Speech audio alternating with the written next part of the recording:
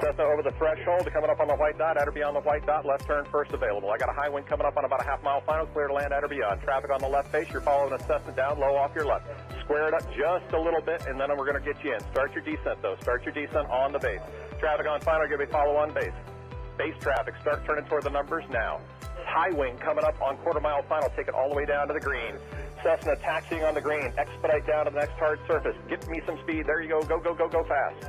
This is going to be good. I got traffic on a mile final. You're following traffic ahead and to your right. High wing coming up on the threshold. Take it all the way down to the green dot. 5 Charlie Sierra, 2 mile final. A mile final, turn north, and we're going to just make you, we're going to bring you back around. Jet traffic's coming up on about a mile and a half final. Runway 9 clear to land. Okay, all right, let's listen up, guys. If you're on final for runway 9, I want you offset to the left. I got a jet that's landing on runway 9. The jet's cleared to land runway 9 if you can make it. If not, just continue straight ahead. It looks like you're going around for the jet. That's fine, that's fine, that's fine. Oh, we had one right in front of us, sir. Dragger. Let's see, what we got, a tricycle. Tricycle, put it down. Tricycle, put it down.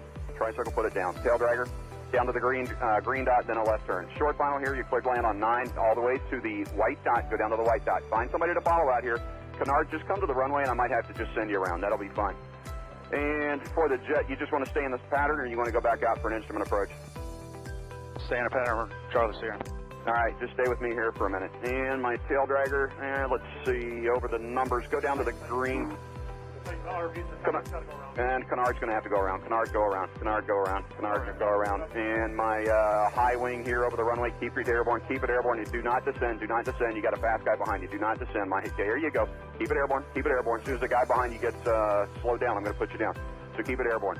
The one that just passed the white dot, make a left turn on the hard surface. All right, my high wing tail dragger, you can put it down now. You can put it down now. And Charlie Sierra, let me get you about a mile off. Let's see, Charlie Sierra, lost. There you are. Make a left-hand turn. I'll try to resequence you here on the downwinds. We'll see how it looks. Short final, you're clear to land runway 9 on the white dot. Clear to land on the white dot. There you go. And the tricycle left on the hard surface and follow the flagman. Welcome. Thanks for being part of the show. And let's see, just find somebody to follow out follow on the final. And as you get close to the runway, if it's not going to work, we're going to send you around and then try to resequence you. Now, who else got sent around that's not back on the downwind? The Canard? Yeah, Canard. All right, Canard, there's a Gulfstream up there that went around too. I just lost sight of him, but you're going to make kind of a left-hand turn and stay low. I think Charlie Sierra, what's your altitude? 3,200. Okay, that'll be fine. Just maintain VFR. I don't know what else is up there above you. Probably most everybody's down here, so just make a left-hand turn. We'll try to get you back here. Canard's got the jet in tight. Okay, the RV, maybe an RV-10, whatever, you're on final. Keep your speed up and go all the way down to the, aim for the green dot for me. Actually, keep your speed up. There's a guy behind you. Aim for the green dot, and I'm sure that's plenty of room for you to land on runway 9. You're clear to land on runway 9. Number 2, you're going to go down to the white dot. Follow the white dot. Actually, you know what? That's 1,500 feet. You're going to land at the white dot. The spacing looks adequate here. 2 guys on final. You're kind of tight there. Keep each other in sight, and you're going to aim for the white dot. If it's not going to work, we'll come up with a plan B. We might have to send you around. The second guy behind you out there in about a 2-mile final. Are you slow enough to be able to follow that guy in front of you? You need to go around. Yeah, I can follow. Well, I probably shouldn't ask that because I had about 5 guys answer me, so I should know better than that. After 35 years, you would think, right? All right, so let me see. The guy who's number 1, it's number 1. What kind of airplane is he? An RV type. All right, RV type.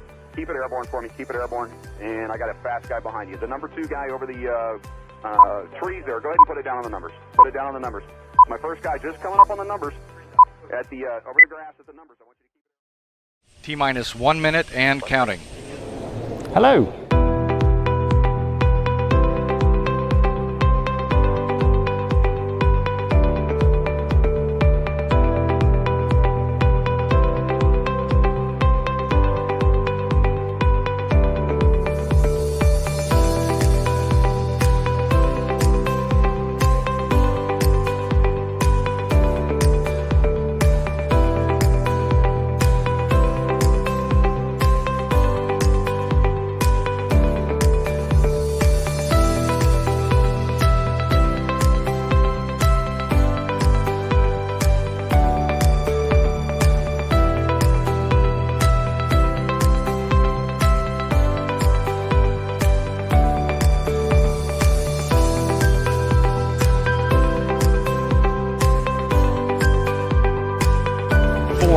Three, two, one.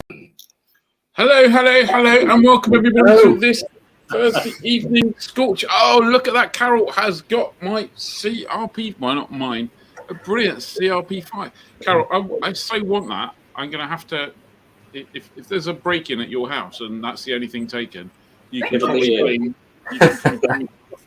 We have got a great show for you tonight. As you can see, Dave is off on holiday and Carol is stepping in. He's also off next week, so we're hope you're having a good time, Dave. We got a great tip from Sky Demon coming up with one thing that I used yesterday. It was like, I don't know why I didn't know it was there before, but it's bloody brilliant.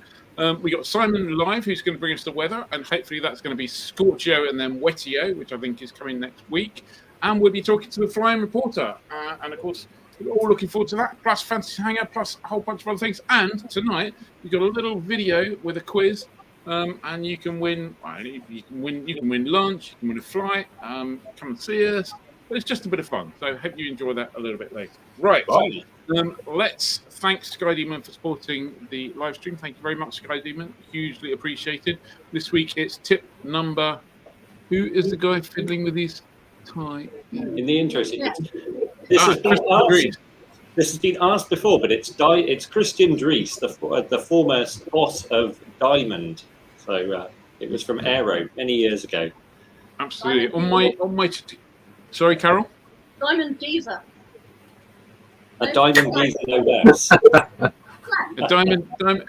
ex-Diamond Geezer. Yeah, absolutely. On my to-do list is making another bunch of video stuff for the intro, but it's quite a long way down my to-do list at the moment. So. Anyway, thank you very much for Sky Demon. Here's this week's Sky Demon tip, which comes from Rob. Hi, I'm Rob from Sky Demon, and here's another top tip. The radio tab is designed so that in flight, you always have a list of frequencies you can talk to based on your current position and direction of flight.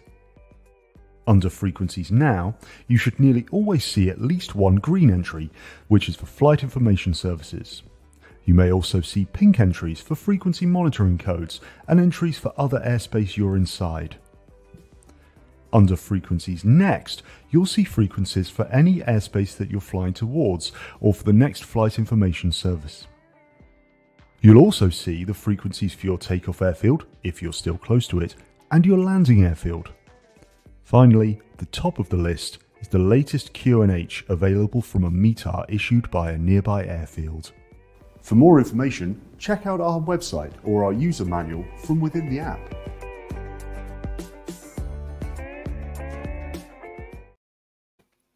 Very good.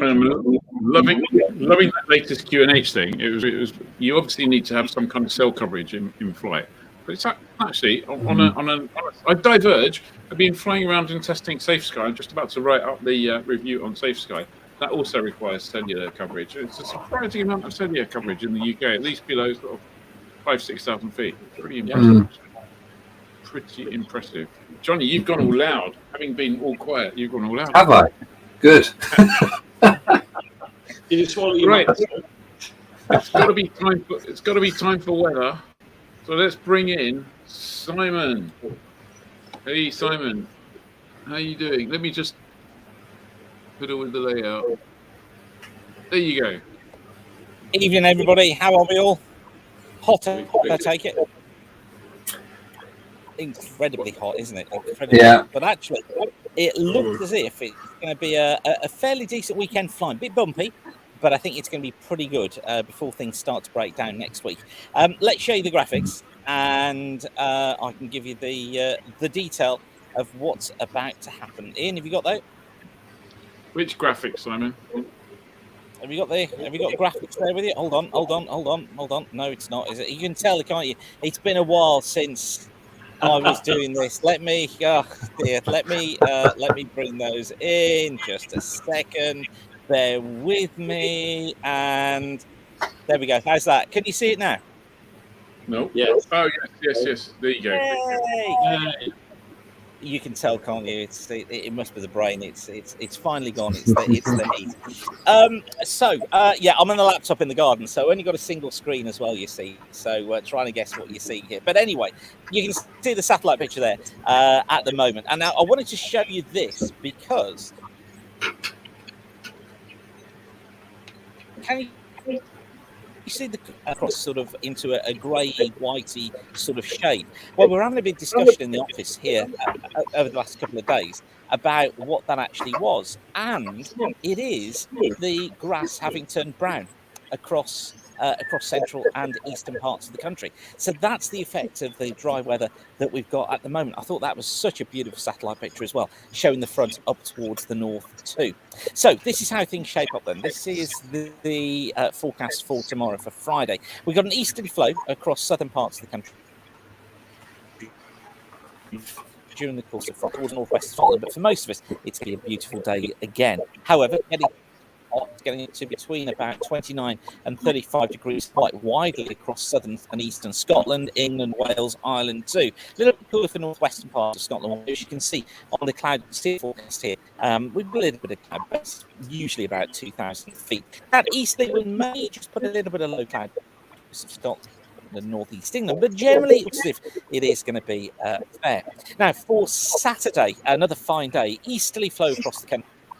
Another hot one again, so it is going to get bumpy due to thermals. Temperatures getting up to between about 30 and 35 degrees quite widely in those same areas once more. Cooler for the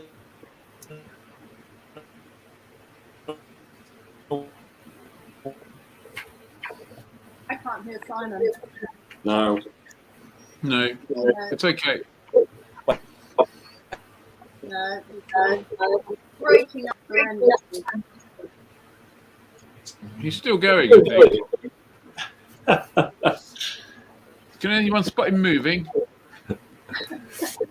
Simon, are you there? Wave if you can hear us. Oh, no. Okay, I think we might just have to remove him for a second. Is this where an Italian weatherwoman comes on and goes, Scorchio? I think we can sum up the weather in saying Scorchio followed by Wettio. And who's gone there? Oh my God, where's Ian gone? Ian, thanks for coming. It's all gone to pot. There he is. You got to. I don't know what happened to you. Right, quick test then. Can everybody hear me? Yes. Yes. Nick Richardson, Simon's melted. I think you're probably right. Simon has melted, and I think we'll just sum up by saying it's going to be hot, it's going to be wet, and if you haven't been to weather school, you should get yourself to weather school. There are probably some places and probably some dates, but you need to get on the website and find out. And Simon will be back next week. So there you go. Sorry, Simon. Enjoy your garden. We'll put it down to technical stuff rather than alcohol or anything, I guess. That's it. Next week, hopefully we'll have a live Simon indoors, and maybe we'll find out how his flying is going. Absolutely. We did have a quick chat with him about his flying earlier, and he said he's working on it soon. Looks like haze from mainland Europe. Well, I don't know what it is, but anyway. Right, let's move on. Let's skip that. Let's have a quick look at the news, shall we? So, in terms of news, now I don't know if you remember, but last week I had a little bit of a moan actually in the Livestream Extra about the fact that DFT hadn't got back to me with stuff that was going on about airspace modernization structure. Funnily enough, they got back to me straight after that, which we spoke about last week. Then we had Robert Courts. All these things aren't connected, I would suggest. Robert Courts wrote an opinion piece, which we published on the website, and that caused quite a bit of discussion. The DFT got back to us, as I said, the airspace modernization plan looks like that's actually starting to deliver slowly, although there was some DFT doublespeak in there. The CA are progressing nicely or something, hoping to progress. And then we had an email from some consultants to ACOG, which is the Airspace Change Organisation Group, part of NAT, I believe, funded by the airlines, and they've invited us to a briefing. And then today, and definitely not connected to this, the CA released two documents, a document on the UK's policy for airspace classification and airspace design. I was going to put a graphic up, but they were so dull, I went to sleep just making the graphic. And I got about 2/3 of the way through. I don't think there's anything radical in there, but let's just say things are starting to move and happen on the whole airspace and airspace change thing.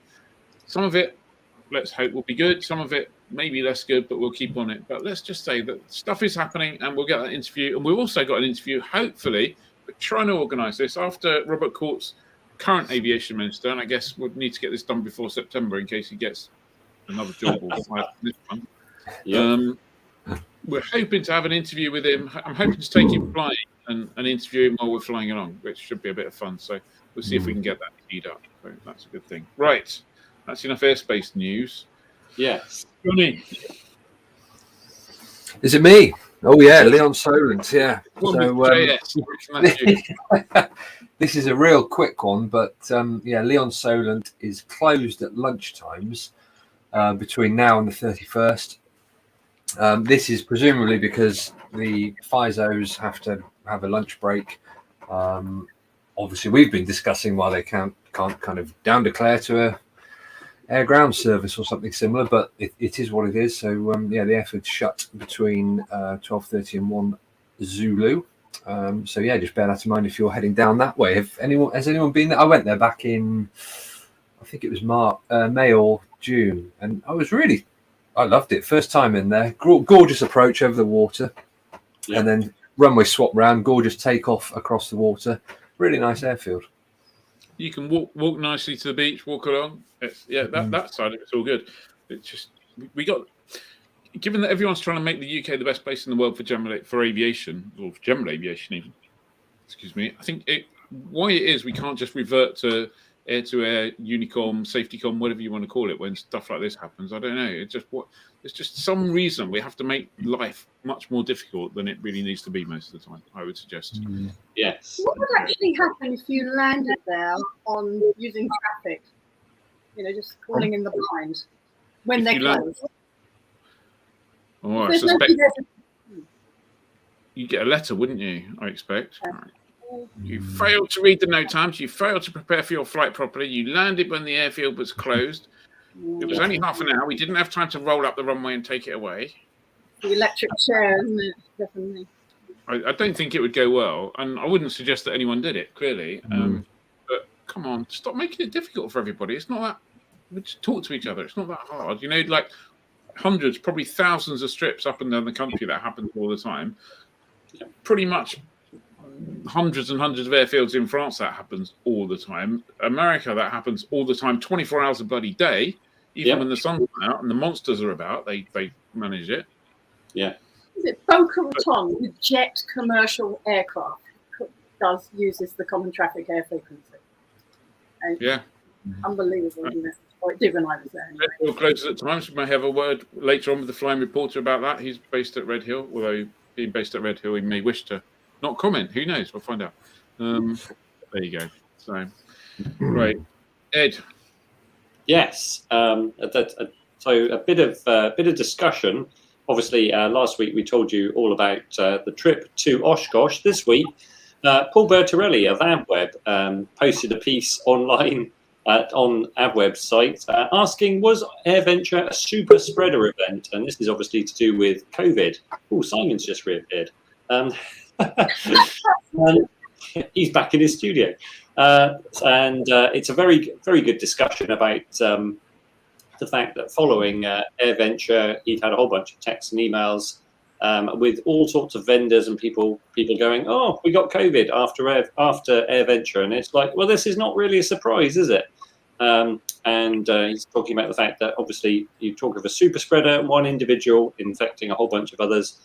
And if you're going to do that, then an event where you've got 600,000 odd people, it's probably going to happen. I know a couple of AvWeb people went down with COVID, and Paul mentioned that one avionics business had 12 people on site and 7 people were infected. I guess it's one of those things that will happen with something like this, but it generated a discussion of both on AvWeb and their associated social media. So I'm happy to report, I think, that we all escaped unscathed. Absolutely. Should we bring Simon in and get that weather done? Simon. It's just going awfully well, isn't it? It's like you again, Simon. Flyer is well known for being super slick. I thought a change of scenery and the gardens and out and all that sort of stuff. Yeah, forget it. Just come back into the office and do it the old-fashioned way. Right, should we have another go then? Excellent. Right, here we go. I don't know where you got to, so we'll just go from the beginning. Satellite picture. What I wanted to point out to you on the satellite picture is this little grey area here across eastern parts of England and central England. That actually is the dry, parched ground that we're experiencing at the moment. That is the drought that you can see there visualised on the satellite picture. Yes, I know it appears grey, not brown. It's because these images are false coloured. But yeah, it goes to show just how widespread that is. Look, coming through eastern Scotland and down through much of eastern and central England. Front up towards the north, that's the cloud that you can see on there at the moment. And that front is still there through the course of Friday as well.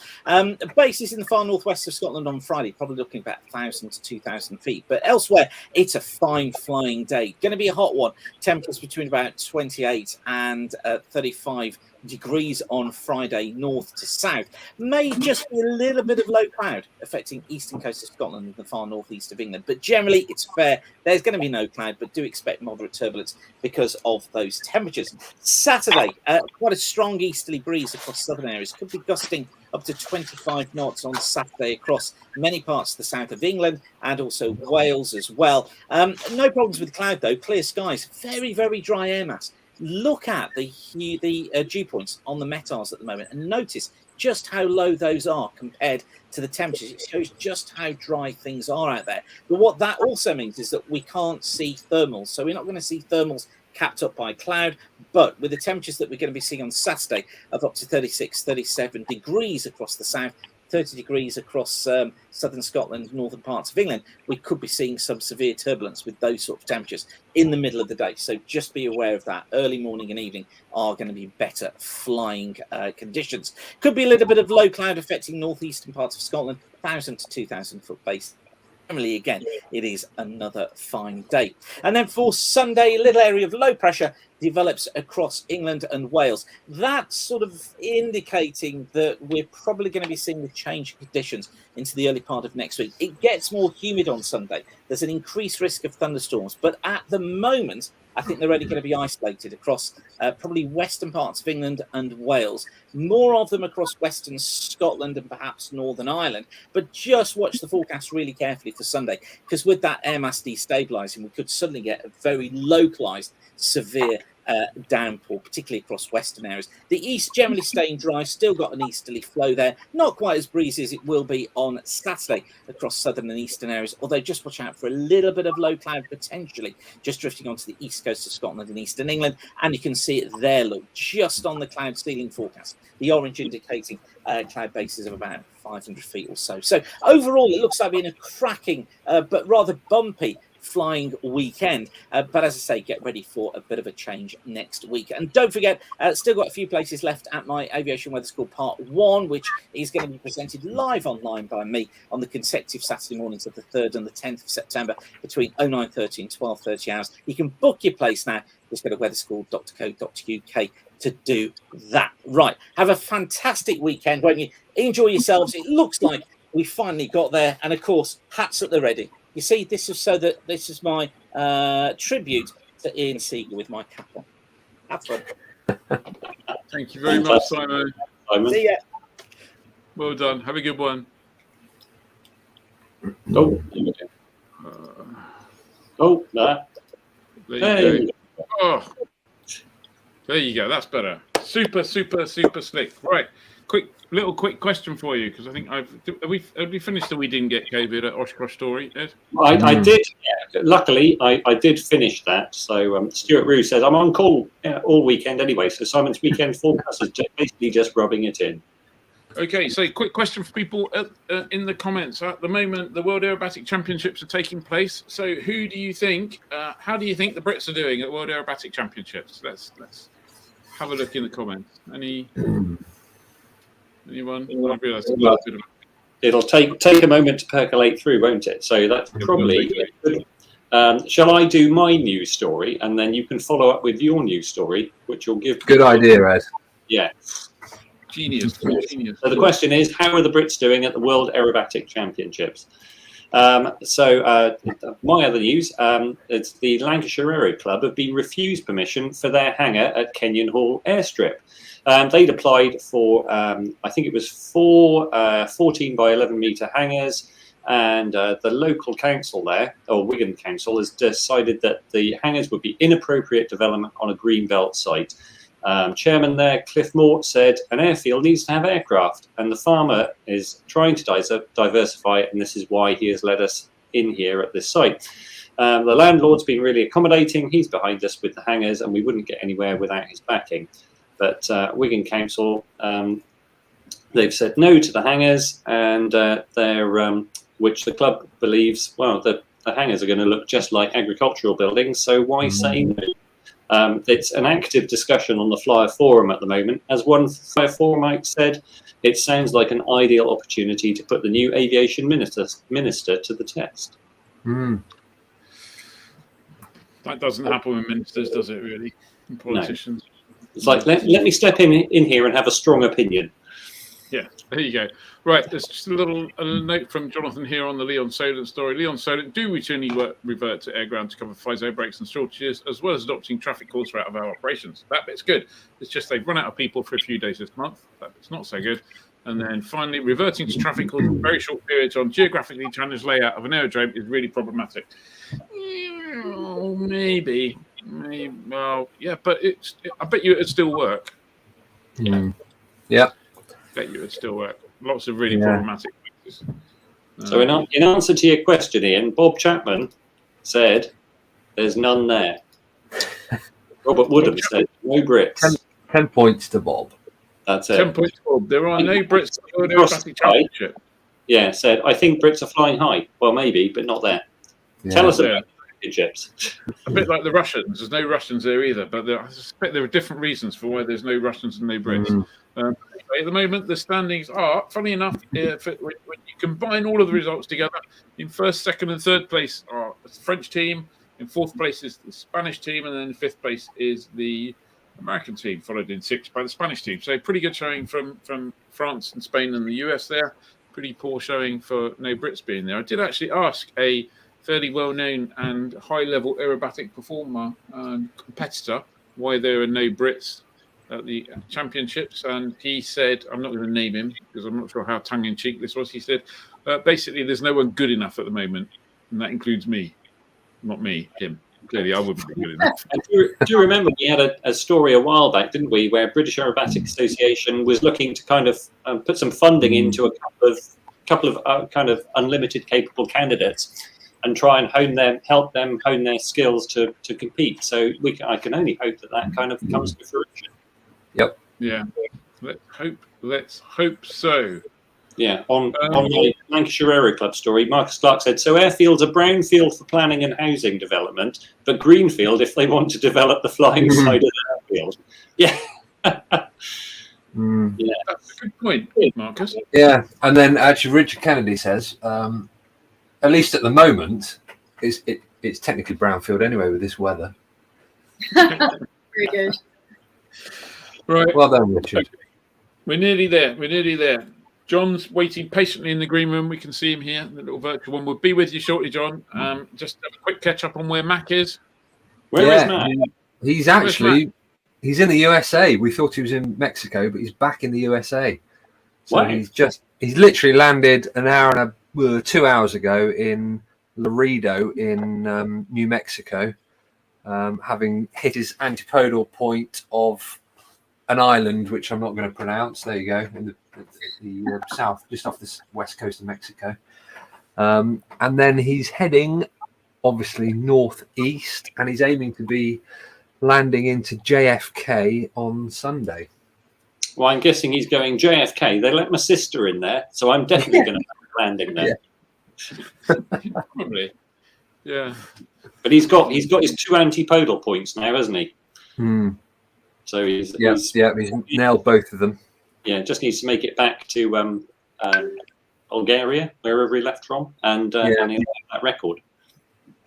Okay, so what I'm going to propose now, we've got to the end of the news. We've done Where's Mac. We're going to let's get John in, talk to a flying reporter. After John, we'll have the video quiz. Then we'll have Fantasy Hangar. That sound okay to everybody? Yeah. Sounds good to us. Let's bring in John. There you go. Hello, John. Good evening. How is everyone? We are good, thank you. We are good. slick equipment here, and we rehearsed this to the last. We're on it. I'm going to move Johnny to the top because he's going to be your Johnny. Over to you. Why don't you introduce John? Yeah. So Jon Hunt, flying reporter. You've been around for many. Well, as we discovered earlier, far more years than we thought on YouTube. You've been pumping out loads of content for a long time. And the first thing I thought I'd ask you, for people that don't know, is what came first, flying or filming? Filming came first, or in fact, radio came first in the broadcasting sense, because when I left school, I got a job at the BBC as a radio presenter, and then a radio reporter, and then I got a job at a regional television news station where I was trained in television, and the flying came quite late down the line. I think it was about 2013 I got my license, and so in answer to your question, video came first, and then the flying. What was it that piqued your interest in general aviation? Well, I had quite a few friends who were pilots, and they were very clever, exceptionally clever at maths. And because I got, I think, an N, which is something like an ungraded score in my A-level maths, I thought there's no chance of me ever being able to learn to fly. And I suppose I was in a job in London, and I invested in Microsoft Flight Simulator, and I was enjoying that. And I was doing transatlantic flights on Boeing 747s, sitting in front of my computer for 8 hours, or however long it was. And one of my colleagues at the office, when I was leaving that job, they got me a voucher because they could see I was really interested in it and wouldn't stop talking about the flight simming, which was so realistic. They got me a voucher for a trial flight at Biggin Hill, and it coincided in some money coming to me from a relative's death, and I put it towards the PPL, and the rest is history. Brilliant. So at what point did you think, I'm going to try and marry my two, my career and my interest? I think whilst I was training, I started, I remember the moment of coming across some American YouTubers, American pilot YouTubers, and Canadian YouTubers, and I was just blown away when I saw them filming their flights and these adventures they were having. And up until that point, I hadn't seen anything like it, and I couldn't stop watching these YouTube videos. And so after I got my license, like a lot of us, I suspect, we go and buy a GoPro, we stick it in there, and we film our flights. We get home, we watch them, and then we realise we've got 2 hours of footage, and we don't know what to do with it. And I think it comes from some of my earlier videos, that was simply all they were. They were just sort of one camera, start to finish flight with a friend, and I'd share them with friends, and they'd enjoy them. And then I suppose I always enjoyed the editing, creative storytelling process, and so started trying to tell stories through these videos, either from something that's happened in a flight or a challenge I was setting myself, quite often a mistake I was making in my early days, and so that's how they came about. But the channel has been a very slow evolution from those very early sort of unedited flights through to what it is now, and it's sort of taken feedback from viewers and getting a feel for what works and what doesn't over however many years it's been now. Sort of, where are we now? 2014 or so, so 7 years or something. So it's kind of been a process that's evolved. I don't know if I've yet really found the right tone or the right type of video. They seem to be popular and enjoyable. They're less now about the mistakes I make, because as we all get more experience, thankfully we make fewer and fewer mistakes. And I know people tuned in from the beginning to sort of watch me debrief my mistakes, and I still sort of hold true to that ethic, where if I make a mistake, I try and share it as long as it's not too horrific, so that other people can perhaps learn from it. I certainly learn from all the mistakes I've made, and so they still go in, but thankfully fewer than they were from the outset. Yeah. And what's the feedback been like from viewers? Have you kind of inspired other people to take up the hobby?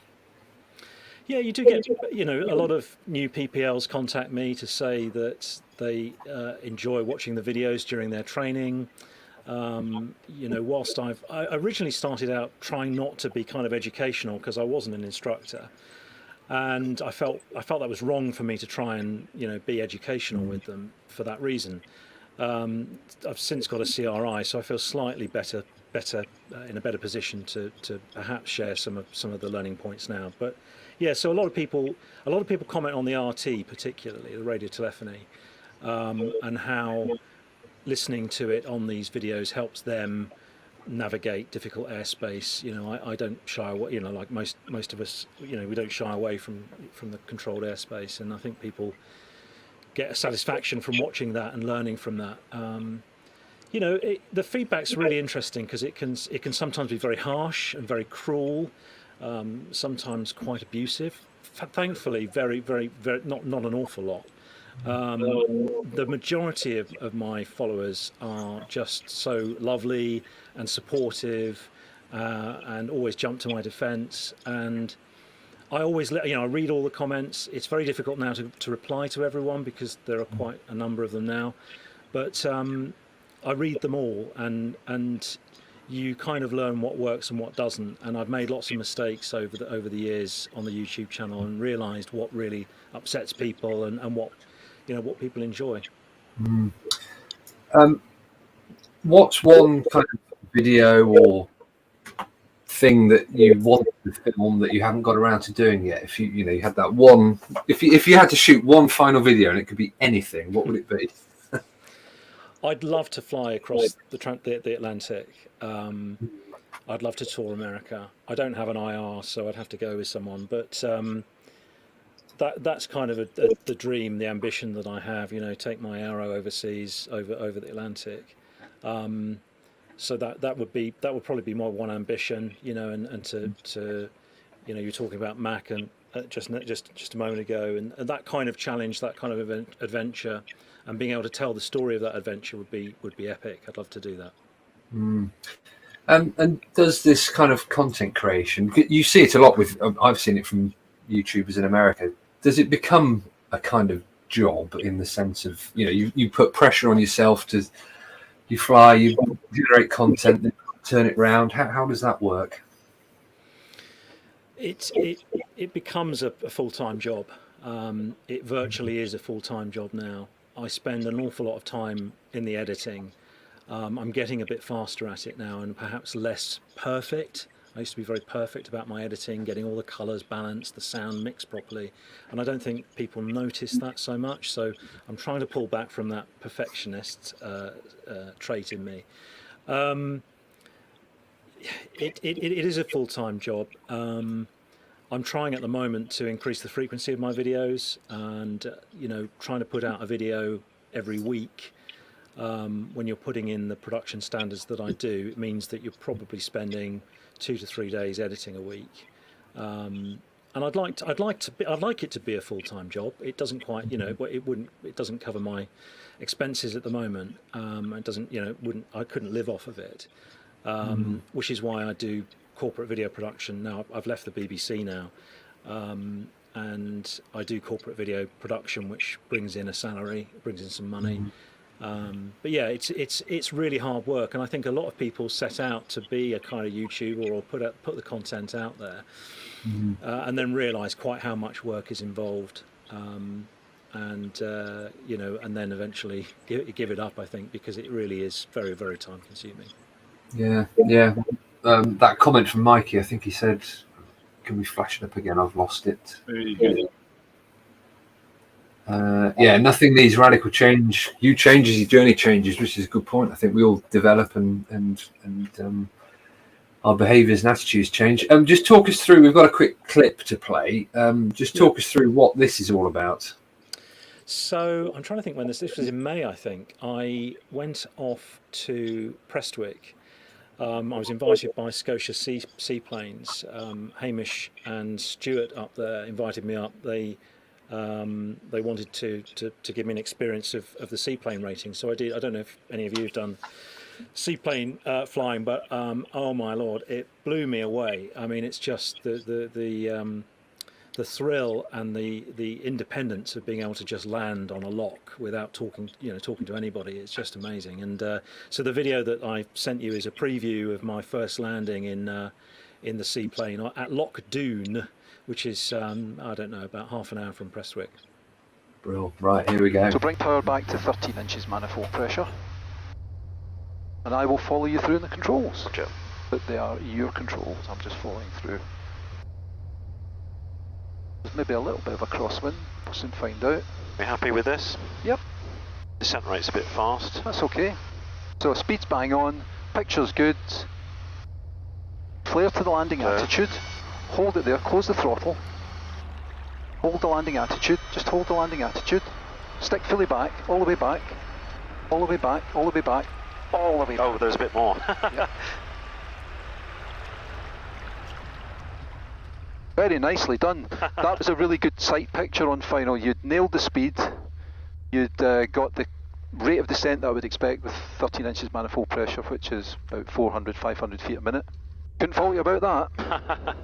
That was cool. You like that? Yeah, it's great. Good. That looks great. Yeah, that looks really good. Who's done it?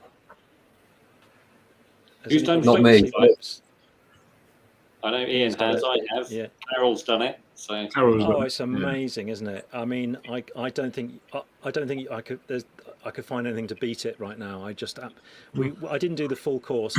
I did a couple of days, and just being able to sort of land on some remote island somewhere and have a little campfire. Not that we do that at the moment, of course, but and brew a cup of tea. Just astonishing. I mean, bizarrely, that was my best landing of the whole 2 days, and it was my first landing. It went downhill from there. But yeah, I mean, Stuart was an amazing instructor, and the takeoffs were crazy because I mean, this will come out in a video in a few weeks' time, but the I don't know that you can't calculate the takeoff run. It just goes on and on and on and on. You seem to use up the whole lock to get airborne. But yeah, incredible. It's good fun, isn't it? The whole seaplane stuff. I must admit, I have a quick question, if I might jump in a little bit, Johnny. You mentioned earlier about how long it takes, and I think we all.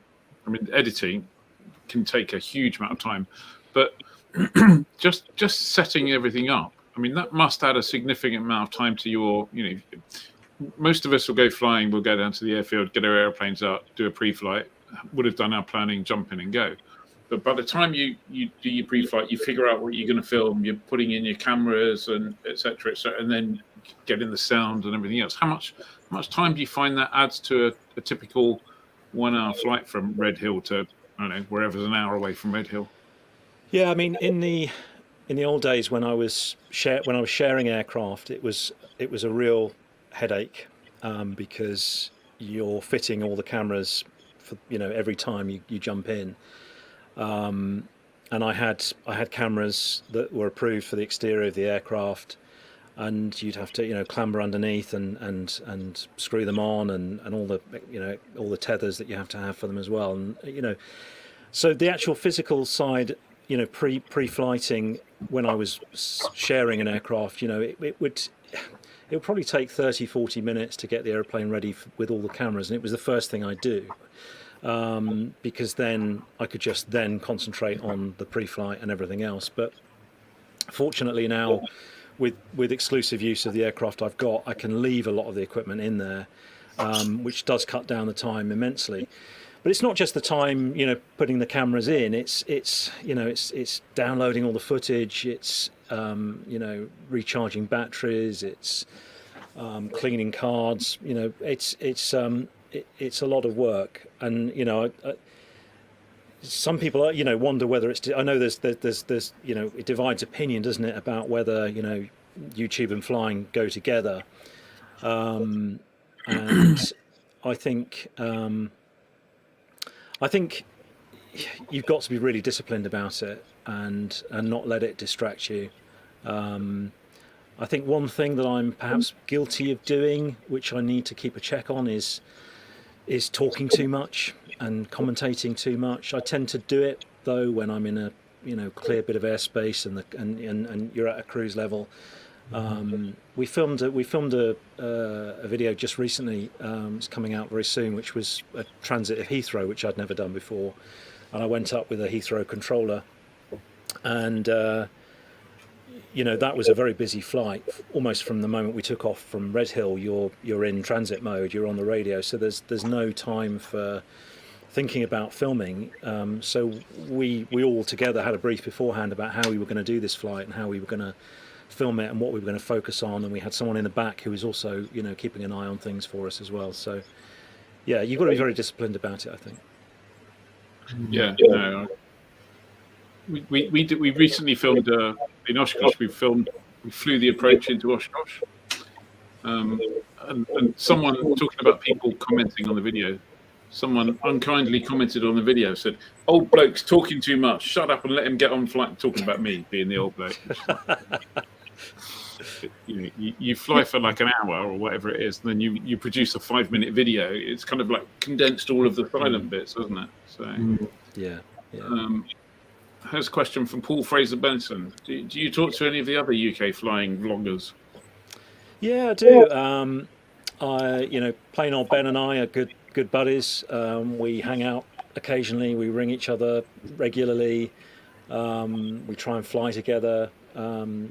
Rory Ascari, who I know you're in contact with. I know he's now got a full-time job, and so we haven't spoken for a while, but we used to speak regularly. Jodel Flyer, we catch up from time to time, see how each other. There is actually quite a real friendship community, because we're all kind of going through the same sort of thing a lot of the time, and you might get a really nasty comment from someone, or somebody's being a bit difficult, and just to be able to ring someone up and say, hey, you wouldn't believe what somebody's just said, or that kind of thing. So yeah, it is a healthy community, and we're all good buddies, really.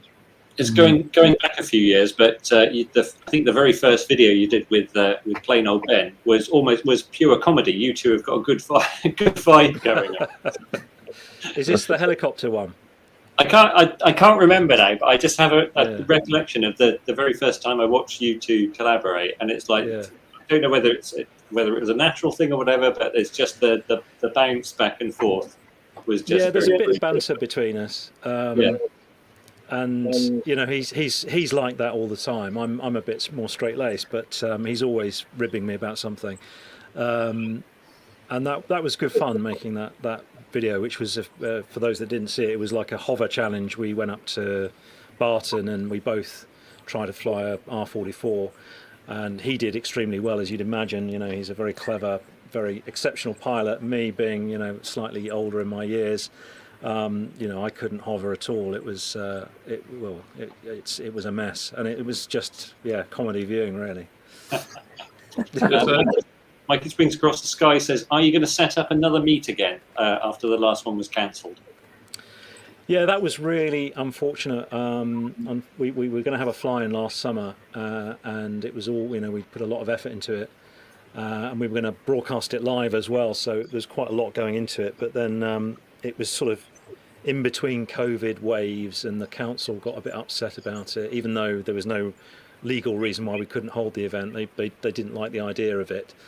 So we cancelled it, but yes, I think we will. I'm not sure it'll be this year, but I'd love to do that, and I think, I'd love to get together. I had visions of going around the country and doing a kind of UK tour and being at different points at different times so that people could come and say hi. But I think if we can get other YouTubers together and have a hangout, that would be great. Steve Middleton says, sorry.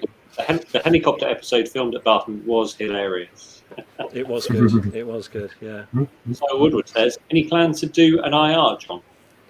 I'd love to. I would absolutely love to do an IR. I make maximum use of my IMC rating, and that's something that divides opinion as well, whether we should be making use of it or whether we should just keep it in the back pocket. I'm of the former opinion that it needs to be used, it needs to be practiced, and So yeah, I'd love to do the IR.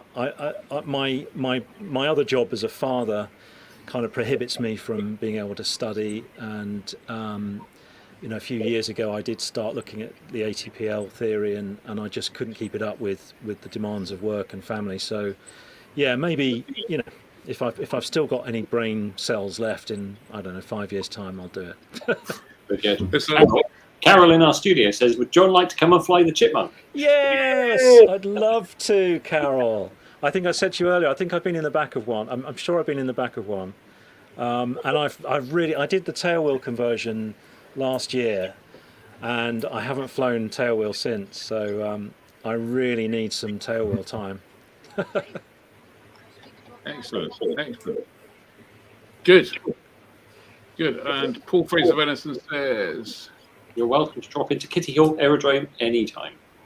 Thank you, Paul. Yes, I've been invited to Kitty Hawk since it kind of was reinvigorated, and it's not so far from me. I think it was a bit short for the Arrow, but maybe now I've got a bit more Arrow time, maybe I'll be a bit more comfortable going in there. Good stuff. Brilliant. Right, well, John, thank you for joining us. Thank you for having me. It's been really good chatting to you. So we might hopefully see you at an airfield at some point over the summer, if we've not all melted. But hopefully it's changing next week. So thanks very much for joining us, and we'll chat again soon. Yeah, and as Richard Kennedy said, look at that, a semi-professional studio. It'll never catch on to this live stream.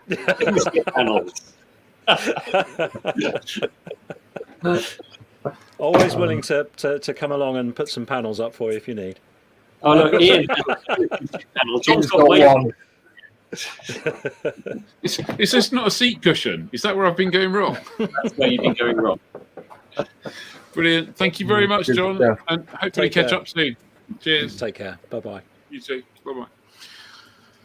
Okay, let's go back to that. So, right, that was good, wasn't it? Excellent. Yeah, really, really good. Talking of videos. I went flying yesterday. I'm not going to tell you exactly what I did, but I created a very quick and very rough, John would laugh at the edit, video of the flight from yesterday. And I've put in it there are 8 numbers, and a bit of a competition here. So have a look. See if you can identify the 8 places. If you're watching it live, then put it in the comments here. If you're watching it on Catch Up, put it in the comments on the YouTube video. And as a kind of supplementary question, see if you can take a guess at how much fuel we burnt. It was 7 hours worth of flying over 740 nautical miles, and we averaged about 106, 107 knots in a Robin DR 401. So the video is 2 minutes. Keep a lookout for those places and see if you recognize them and see where they were. See if this works for a start. The plan for today is to make use of the good weather and really put the Robin DR 401 to its paces.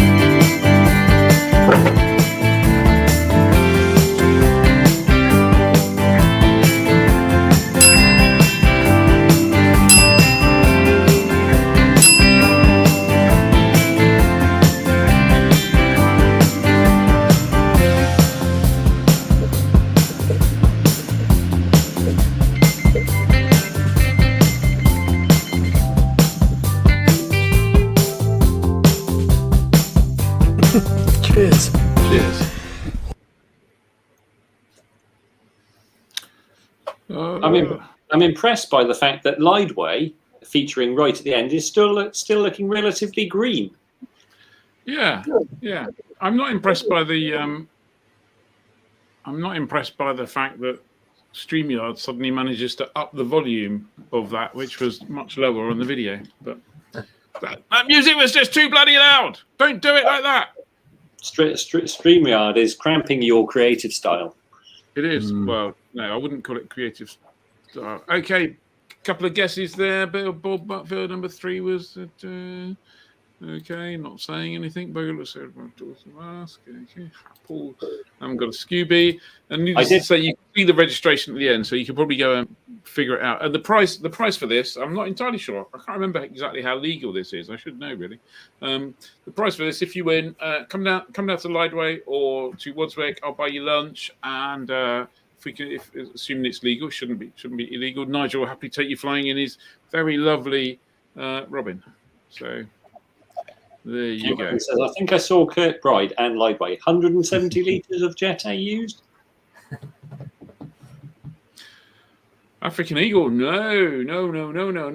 I'm not gonna tell you much, obviously, but it was significantly less than that. I definitely saw it. There was a shot of Ian looking like he had numb bum at one point. 7 So the good. I mean, 7 hours in an aeroplane is a long time. Clearly, we did stop at two stops, and for a lot of the time we were up at 7585. I think we might have even been a bit higher at some point. So the temperature was down at 12 degrees, which was kind of very, very nice. Lovely. So there you go. Steve Ayres is commenting. I'm not going to give you the answer. We're going to basically leave this a week before we'll get the answers. So we'll announce the answers next week. Obviously, there's quite a few people who watch live stream on Catch Up, so they'll have a watch and put their answers in. So there you go. Should we move on to Fancy Hangar? Yes, certainly. I've got.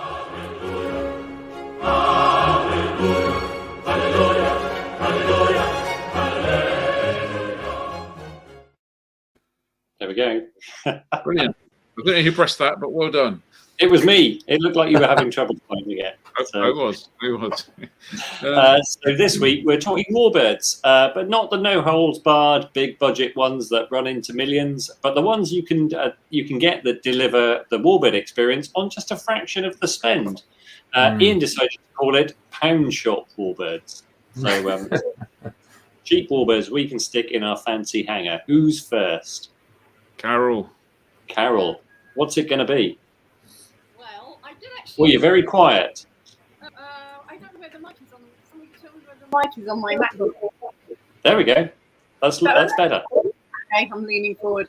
I did actually look at the L29 Delphin for a bit because that was only about £50,000 and you got about 325 knots out of it. But I threw that on one side. I found something cheaper. I found a Taylorcraft L2. So, which was, there we go. So that was $27,000. So about £25,000 in that region. So I thought that was sweet and cute and presents. And I just thought I'd go with that. That is definitely budget-tastic. It is budget-tastic. I think this hot weather must be affecting our sound. We must get some cooler weather. It's all going a bit strange. Next in the list is Ed Wins, but I'm going to swap it around a bit and go in with Johnny because Johnny's got a bit of a weird suggestion here. Yeah. First of all, mine isn't in the classifieds, and I can't remember if we were picking classifieds or not. The rule wasn't. We weren't doing a classified one. It was just economy warbirds. Yeah, good, because you can't buy this thing. I'm not going to tell you what it is yet. I want to see if anybody in the comments can guess. But this was built as basically a nighttime observation platform during the Vietnam War. And it was designed by Lockheed Martin. And the US Army wanted something that would be, and this was acoustically undetectable, flying at 1,200 feet. And it's got an O360, so a fair 200 horsepower engine. But but it was designed in such a way that it was basically completely silent. So you could fly over the jungles of Vietnam and look at the Viet Cong digging trenches and doing all sorts of other things. Almost. Brilliant. Almost. Almost. I think I'm right. Change the number. Yeah, I think I'm right in saying that it was based on a Schweitzer glider, wasn't it? Yeah. Yeah. And originally it was built with the glider gear setup, so main wheel at the front, tail wheel at the back, and with a prop at the front with a big drive shaft running from an engine behind the pilots. But they had big control problems, so they changed it to this configuration, which was a lot easier. And it had a massive, great prop. Obviously, to drive a nice big prop, slow turning, many blades. Yeah, huge reduction gear to drive it at really slow RPM. And obviously a good long endurance, so I think it could probably be quite an economical thing to operate. Doesn't seem like a particularly big rudder for a tail dragger. Sorry, Carol? It doesn't seem to have a particularly big rudder for a tail dragger. Well, I think it's got quite a big tail. Yes. That looks quite a reasonable sized rudder. Yeah. Yeah. But yeah, good. Apparently they would take off before every sortie and do a few laps of the airfield, and all the ground crew would just listen. And if they heard any noise at all, they'd get the airplane to land and they'd get the speed tape out and spanners and fix it. Martin Lewisby says, how do people know this stuff? Martin Lonsdale states replies, they have a good selection of anoraks. We pride ourselves on exceptional anorak wearing. That's true. That's true. I think I'm not entirely sure how that one really rates as a Poundland warbird, though. It's unobtainable. Well, there are a few in existence, but they're not flying. So you could. I used to visit some friends out in Washington State, and there was one that sat on the ramp at Arlington Airfield for ages, and eventually someone bought it and restored it. But it was a real oddball thing to walk around and just see. So I would imagine, probably, yeah, if you bought that one at the right time, it would have been a budget warbird. Mm. So what would one go for today? What would one go for today? How much? Ooh, who knows? Who knows? Yeah, probably quite a bit. Maybe a budget one, I was looking at a T-34 Mentor thinking it was a budget aircraft, and it turns out they go for over $1 million. Yeah, couldn't believe it. T-34 is definitely not budget. That's really quite expensive. Yeah. So you just don't know, do you? I do. Mine's a budget. What's your budget, Ian? My budget is a good old traditional enjoy yourself in an Oster. Have a jolly. I mean, look at that. Yeah, every Italian aircraft designer is going to be proud of that and emulate that, aren't they? It's just perfect. Do you think? I don't know why it is, but every time I see an Oster, it's like my brain just imagines oil leaks and things like that. Yeah, I used to have a share in an Oster, J1N, and oil leaks would be a regular thing. Oil like everything else was a bit of a consumable. I thought it was actually quite nice to fly. I know some people hate them, but hey, some people like cobs. Go figure, eh? The interesting things was the seat mechanism in it looks like it was designed to jack up the fourth bridge if you need it, let alone move the seat up and down. Somebody forgot to tell the designer that it was actually an aeroplane, and they probably thought it was for a steamship or something. I would say probably all the way in the Oster is in the seat mechanism and the gadget that holds the compass up in the roof. Yeah, you've got it exactly. At the end, once the world's been wiped out by global warming and everything else, there will just be cockroaches and Oster seat mechanisms. That's all that's left.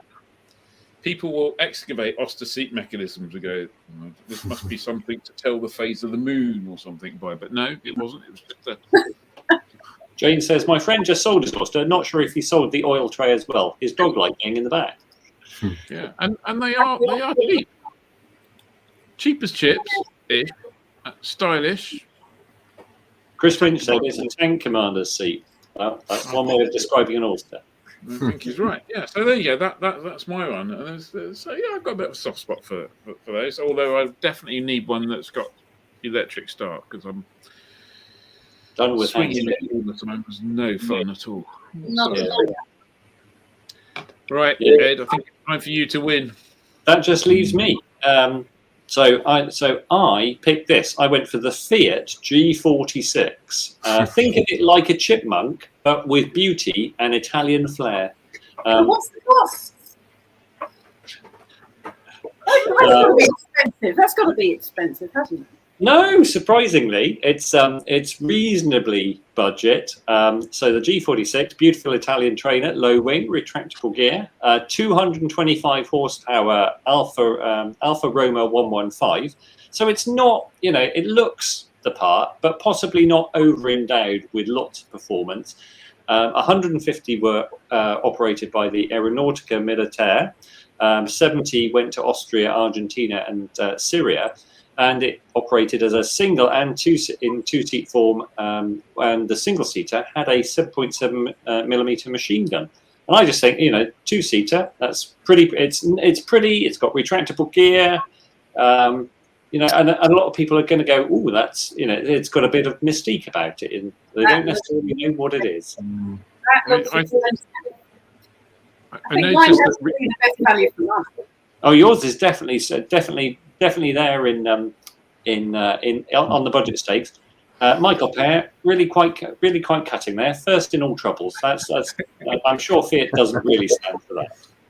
And Dan Smith, what are you saying? Trousered retractable undercarriage. So it's just gear doors. There's no trousers there. So Ian wins today. Richard, you saw me pick the monster, right? Oh, look at that. Chris Winch as well.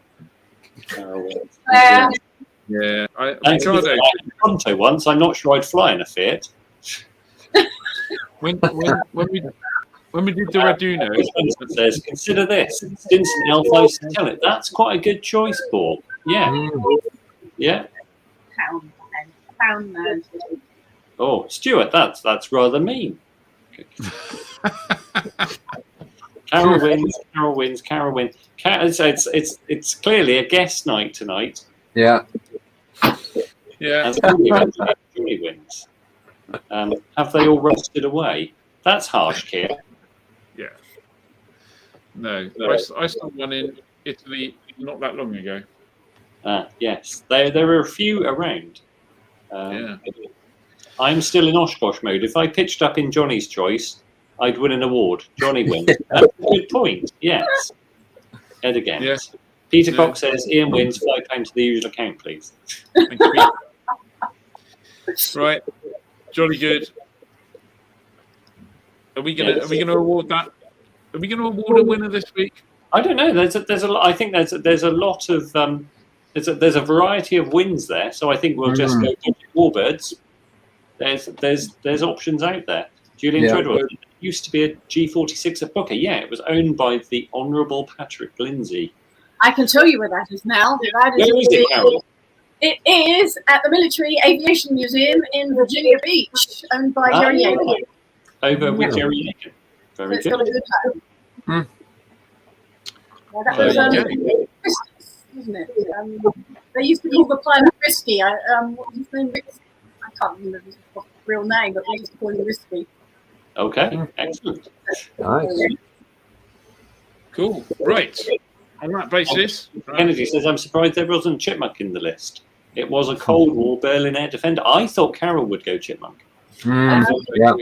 Well, somebody hinted that somebody else was going to do it, so I didn't do it. But there we go.